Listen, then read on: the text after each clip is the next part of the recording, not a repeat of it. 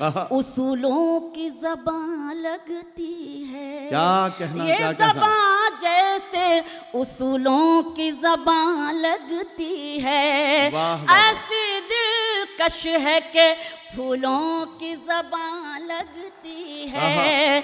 ऐसी दिलकश है कि फूलों की ज़बान लगती है। इसके नज़दीक ना हिंदू ना मुसलमान कोई, इसके नज़दीक ना हिंदू ना मुसलमान कोई, जिसने अपनाया इसे प्यार से उसकी ये हुई।